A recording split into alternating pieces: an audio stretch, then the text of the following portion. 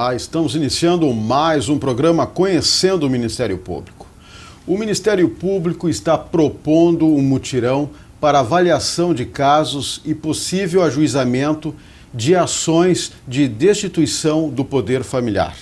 Um levantamento identificou irregularidades na situação jurídica de crianças e adolescentes acolhidos no Serviço de Acolhimento Institucional da capital gaúcha. Para falar sobre falhas no sistema que tiram chances de adoção e a situação dos abrigos, convidamos a promotora de justiça Sinara Dutra Braga, que atua na infância e juventude em Porto Alegre. Mas antes vamos chamar a matéria da repórter Camila Batista. A infância e a adolescência representam o período de desenvolvimento e construção do sujeito. Por isso, jovens em situação de risco ou com seus direitos violados recebem acolhimento institucional para sua proteção e preparam a reintegração familiar ou colocação em família substituta.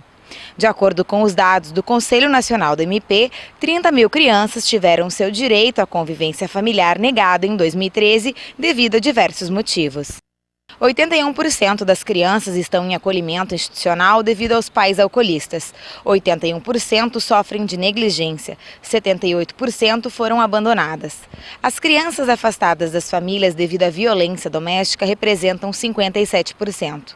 44% foram abusadas sexualmente pelos pais ou responsáveis. 35% estavam em vivência de rua e outras 30% tiveram os pais ou responsáveis presos. Estes jovens têm o direito de encontrar suas famílias, mas em 2013 apenas 23% receberam visitas. De acordo com a atual legislação, o tempo máximo para permanência nas instituições de acolhimento é de 2 anos, porém 31%, o equivalente a 10 mil crianças, permanece nos locais por mais tempo. Na primeira quinzena de outubro, o Ministério Público Gaúcho firmou o termo de convênio com o Ministério Público do Rio de Janeiro para a cessão gratuita do direito de uso do módulo Criança e Adolescente. O sistema desenvolvido pelo MP Fluminense contém informações sobre crianças e adolescentes em situação de acolhimento institucional naquele estado. A promotora de Justiça do Rio de Janeiro, Daniela Moreira da Rocha Vasconcelos, destacou que o sistema informatizado permite que a rede de proteção se mantenha conectada, acessando a qualquer momento informações importantes sobre a situação dos acolhidos, incluindo dados pessoais, sociais e jurídicos. Os principais benefícios que nós notamos foi o de evitar o retrabalho, porque com as informações lançadas, o promotor de justiça verifica que a criança já tem processo, não vai entrar com outra ação, acaso a criança seja oriunda de outro município, por exemplo, ou de outra parte da cidade. Os próprios serviços de acolhimento também evitam retrabalho, porque não se parte da pesquisa da vida daquela criança do zero, as outras informações de cunho social e psicológico já vão estar naquela ficha, informações médicas, certidão de nascimento. Então, assim, isso foi um ganho assim imediato que nós tivemos. Outro benefício assim que eu acho considerável foi que assim diminuiu o número de crianças acolhidas e diminuiu o tempo de acolhimento. Hoje em dia nós temos pouquíssimas crianças acolhidas há mais de 2 anos e são realmente aqueles casos difíceis em que não se consegue uma solução rápida. Doutora Sinara, quero dizer que é um prazer tê-la aqui conosco novamente no programa. Foram localizados mais de 100 casos em que, apesar de ter ocorrido a destituição do poder familiar, essas crianças não foram cadastradas no Cadastro Nacional de Adoção. Por que isto acontece? Primeiro, muito obrigada pelo convite. É um prazer estar aqui e contribuir de alguma forma para o esclarecimento do que acontece na infância e juventude aqui da capital. Em março desse ano, Marco, eu assumi na infância e juventude proteção e articulação e fazendo a fiscalização das casas de acolhimento, me chamou a atenção a quantidade de inúmeras crianças e adolescentes já destituídos do poder familiar e que continuam acolhidos. E a gente sabe que a casa de acolhimento não é o local para criança e adolescente. A gente quer que essa criança e esse adolescente passe pelo acolhimento como forma de proteção para retornar à sua família já estruturada, reorganizada, ou, se não for possível, ir para uma família substituta. Então resolvi fazer o levantamento pontual da situação de cada acolhido, buscando principalmente verificar por que nós tínhamos mais de 32 mil pessoas cadastradas habilitadas para adoção e, no entanto, aquele número, né, aquelas inúmeras crianças e adolescentes lá acolhidas por anos e anos. E então, fazendo o levantamento, eu averiguei que nós tínhamos pelo menos 130 crianças que já estavam destituídas do poder familiar e destituídas, casos assim, de criança destituída com 2 anos de idade, que está completando 18 anos este ano e que não estava no cadastro. Então, situações graves, muito graves e que estavam acontecendo por longos anos, né? E fui ver o porquê e realmente como é que se chegou numa situação tão grave como essa. Fazendo este levantamento, se verificou que nós temos, então, depois da destituição do poder familiar, nós temos o que a gente chama de preparação para adoção, processo de preparação para adoção. Então, o juiz sentencia, o Tribunal de Justiça confirma a decisão, a criança é definitivamente afastada da sua família de origem e tem de ser encaminhada para a família substituta. Para fazer o encaminhamento, é formado um expediente, que eles chamam de PPA, é encaminhado para a Central Multidisciplinar do Poder Judiciário, que é onde estão os técnicos, ou seja, nós temos hoje 10 assistentes sociais e 5 psicólogos para atender infância e juventude, família, ato infracional, violência doméstica. Ou seja, é óbvio que eles não dão, né? Eles não têm capacidade para absorver toda essa demanda. E demanda importantíssima, que inclusive a Constituição Federal fala que é prioridade absoluta a criança e adolescente. E a Constituição Federal fala toda criança e adolescente tem direito à convivência familiar. Pensando nessa prioridade, doutora Sinara, o Ministério Público Gaúcho firmou um convênio com o Ministério Público Carioca para ter acesso a um sistema que lá foi implantado e com sucesso. Dá para explicar como funciona? Sim, mas só para concluir como é que se criou aquele vácuo. Estas crianças destituídas chegaram na Central Multidisciplinar e lá os técnicos entenderam que, seja pela idade, seja por alguma dificuldade de saúde, entenderam que não era de se fazer a colocação. E não houve uma fiscalização. Então, crianças que o Poder Judiciário, que o juiz determinou, depois de um longo processo, de um contraditório ou não, né, a inclusão no cadastro, simplesmente não foram incluídos. E assim ficaram por anos. E quando se detectou esse problema, prontamente o Ministério Público informou tanto ao juiz do juizado, que trabalha o segundo juizado da Infância e Juventude de Porto Alegre, quanto à Corregedoria do Poder Judiciário, porque é uma situação que não pode ser tolerada.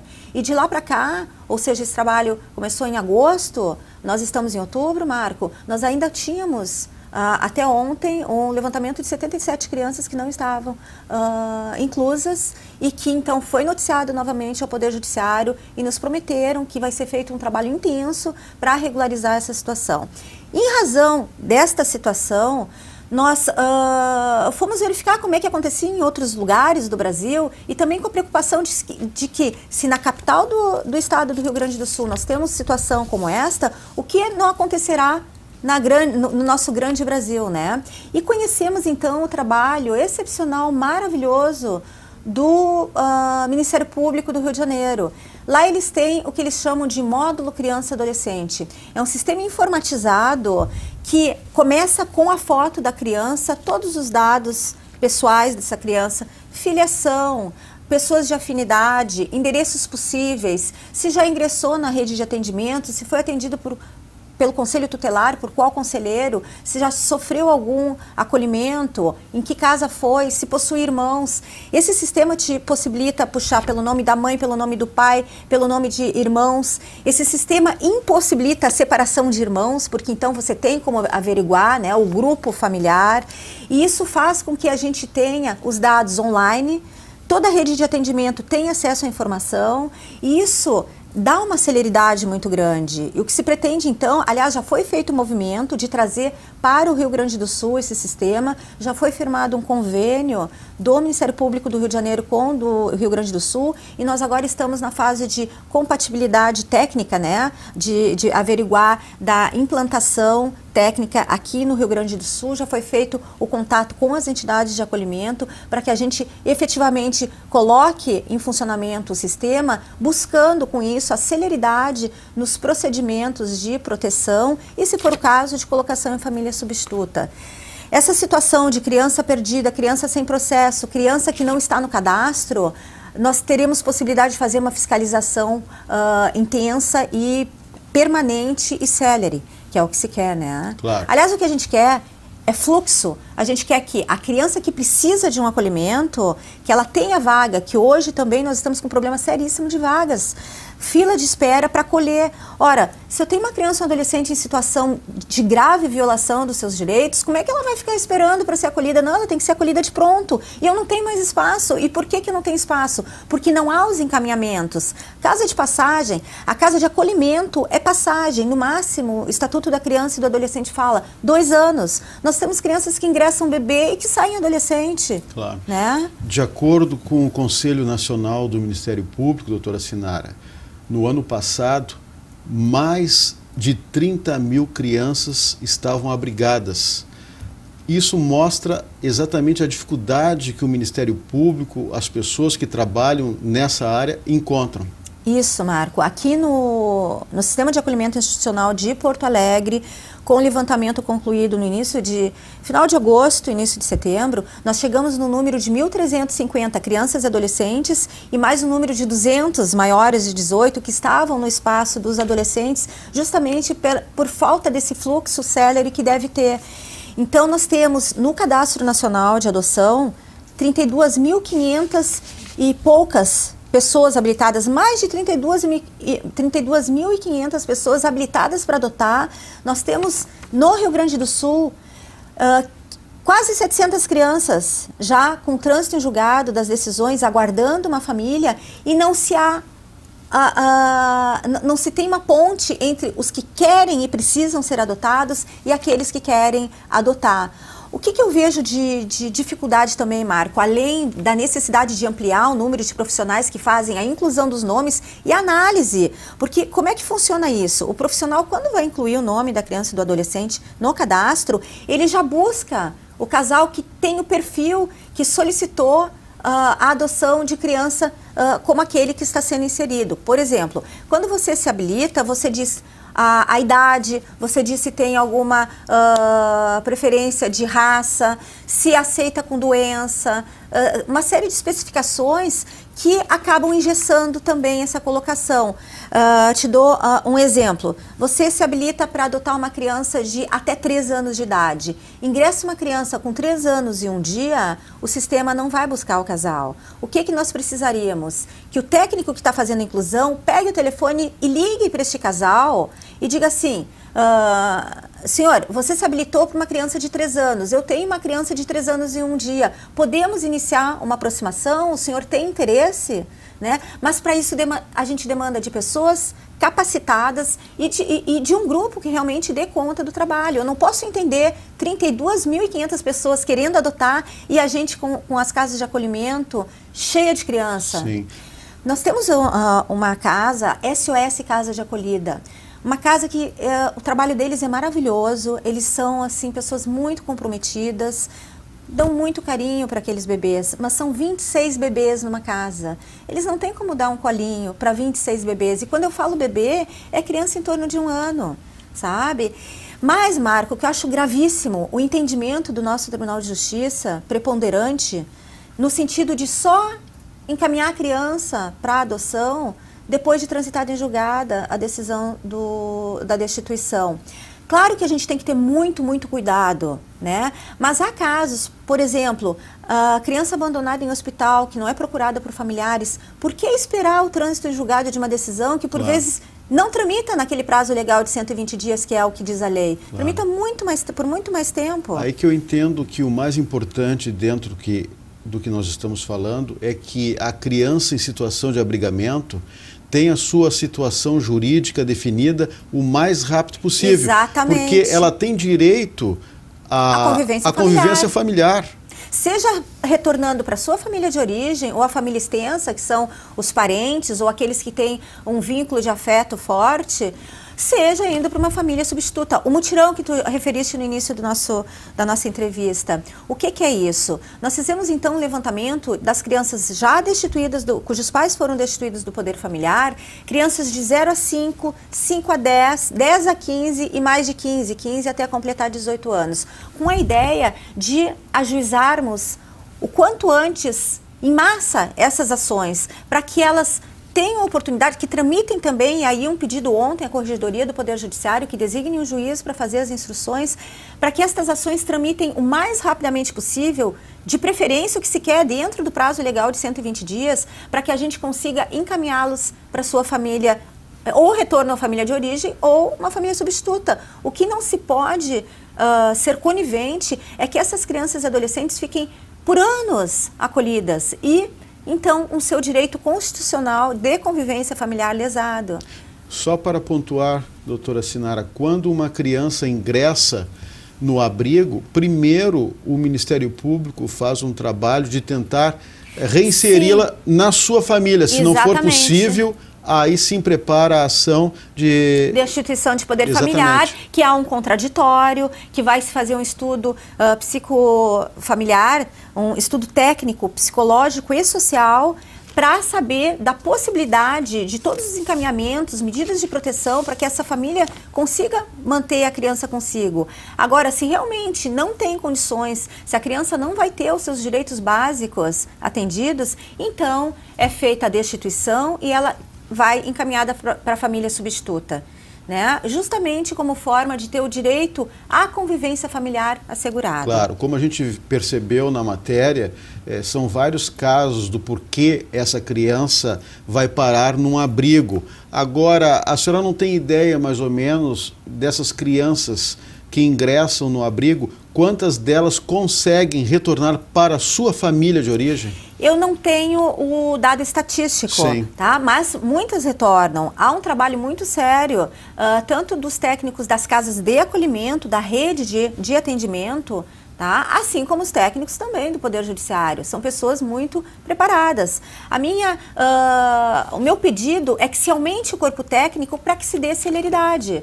Nós temos que valorizar o trabalho dessas pessoas engajadas e se reconhece o trabalho excelente da Vara da Infância e da Juventude, mas há problemas e temos melhoria sim. Então nós temos um caminho a percorrer para que essas mais de 500 crianças que não possuem ação de destituição, que aquelas que precisam, né, ser encaminhadas para a família substituta, tenham essa oportunidade o quanto antes. Então o Ministério Público já deu início, já receberemos a carga dos processos, um lote referente às crianças de 6 a 10 anos, que é a idade crítica, ou a gente faz a inserção agora para a família, no cadastro para encaminhamento à família substituta, ou eles vão perder a oportunidade. Depois vamos fazer de 0 a 5 e depois então de 10 a 15, de 15 em diante. E como se encontram as condições estruturais destas instituições de abrigos em Porto Alegre, doutora? Nós temos, o sistema de acolhimento são abrigos institucionais ou casas-lares. No total são 106 equipamentos, como se chama, que fazem o acolhimento. A situação é muito ruim, tanto de habitabilidade, de segurança, de higiene. As casas têm muito a melhorar e o Ministério Público está fazendo um trabalho justamente de tentar que, pelo menos o tempo que eles estejam acolhidos, seja em casa que ofereça um mínimo de conforto, principalmente que tenham higiene, que sejam seguras. E quando se fez as inspeções, Marco, a gente verificou que a grande maioria dessas casas não atendia os requisitos mínimos indispensáveis para um atendimento adequado para essas crianças e adolescentes que, infelizmente, precisam da nossa proteção. Além dessas questões que tratamos aqui, doutora Sinara, quais são as outras dificuldades que levam uma criança a não ser adotada? Olha, principalmente eu vejo há uma necessidade de um trabalho mais célere, tanto por parte do Poder Judiciário, também do Ministério Público. Eu penso que as pessoas têm que abrir o seu coração, né? As pessoas, mas o problema, Marco, é que a gente tem aí um cadastro tão grande, as pessoas desanimam, são 5, 8 anos de espera em cadastro. As pessoas ainda estão fazendo um perfil do que querem ainda, digamos uma criança branca com olhos claros, ainda existe isso? Existe. A pessoa apresenta o perfil da criança que quer. Eu não acho de todo errado, porque tu tem que querer muito para que dê certo. Então também não adianta a gente receber em casa uma criança que não é o que você tem que estar aberto. Você tem que sonhar, querer e acolher muito bem esse serzinho que está precisando e que quer e precisa da tua atenção e do seu afeto. Então eu penso assim, claro que o ideal seria que as pessoas recebessem toda e qualquer criança, né, que se estivesse numa situação de adoção, mas até buscando que essas adoções não sejam frustradas, porque o mais triste, Marco, é o casal receber a criança e devolver, e infelizmente isso acontece. São inúmeros os casos de casais que após uma longa espera recebem a criança e daqui a pouco devolvem, como se fosse uma mercadoria. Isso não pode acontecer de forma alguma. Então, eu não acho de todo errado que haja um perfil mínimo, idade, né? Porque há diferença do comportamento, há diferença. Então, eu penso que o ideal seria que as pessoas que se habilitam para a adoção recebam a criança que está ali necessitando. Mas entendo que você faça um perfil mínimo, por exemplo, não são todos que têm condições de adotar uma criança com doença mental, não são todos que têm condições, né, e que querem, e dentro de condições tem o querer, porque é uma manifestação de amor, né, que tem condições psicológicas, sociais para receber uma criança com deficiência física. Então, não acho de todo errado fazer uma especificação, claro, genérica. Mas o importante, Marco, é que o casal que se habilita abra seu coração, que realmente queira a criança e penso que a gente tem que fazer o maior esforço possível para aproximar os que querem daqueles que precisam. Não há razão nenhuma para essas casas de acolhimento lotadas de bebês, lotadas de crianças, e às vezes o limite ali de 5 anos, a gente vê que as pessoas querem crianças de até no máximo 5 anos, e 5 anos são tão pequenininhos, eles têm tanto para oferecer, né? Certo. Mas, Marco, eu tenho muita esperança e vou trabalhar com afinco no sentido de a gente conseguir fazer com que o Cadastro Nacional de Adoção funcione. Certo. Antes de encerrarmos, doutora Sinara, eu queria voltar àquela questão do sistema implantado no Rio de Janeiro, que me parece uma boa iniciativa. Essa ferramenta, desde que foi criada, conseguiu eliminar em 1/3, digamos assim, o número de crianças que estavam abrigadas. Exato, e, inclusive lá no Rio de Janeiro, eles além de diminuir o número de crianças acolhidas, eles conseguiram diminuir, né, também as casas de acolhimento, ou seja, o investimento do poder público reduziu. Por quê? Porque no momento em que toda a rede se comunica, no momento em que você tem acesso rápido às informações, você consegue dar um fluxo, né? Então, por exemplo, aqui no Rio Grande, aqui em Porto Alegre, onde eu atuo, eu vejo o plano individual de atendimento. Quando a criança ingressa na casa de acolhimento, ele precisa deste primeiro estudo do assistente social e do psicólogo para verificar as condições da família de origem, para permanecer, quais os encaminhamentos necessários para ter a criança. Demora meses para chegar. Então, e não se tem a notícia, e daí se oficia. Né? No momento que você tem o sistema informatizado, o promotor já está fiscalizando e verificando, olha, essa criança ainda não teve o seu PIA, vamos fazer o contato. Ou, esta criança não tem ação de destituição, já vamos ajuizar. Ou, esta criança já foi acolhida no município tal, o irmão dele está no município, né? Então vamos juntar esses irmãos, verificar quais as movimentações para a família, o que já foi feito. Ou seja, a rede informatizada é um instrumento fundamental para a gente dar a celeridade e o fluxo que nós precisamos nas casas de acolhimento para que o sistema de acolhimento realmente funcione da forma que está preconizado no Estatuto da Criança e do Adolescente e que a gente consiga fazer com que o direito à convivência familiar seja observado a essas crianças. Ok, promotora de justiça Sinara Braga, mais uma vez eu agradeço a sua participação no programa, sucesso no seu trabalho. Muito obrigada. Tomara que a implantação desse sistema também tenha êxito aqui no Rio Grande do Sul. Muito obrigada, Marco. Tomara. Ok. Se você tem críticas, sugestões, mande um e-mail. Mande um e-mail para o endereço eletrônico que está na tela. Lembramos também que nosso quadro está no YouTube. E na próxima semana voltaremos com mais um assunto de interesse da sociedade no programa Conhecendo o Ministério Público. Até lá!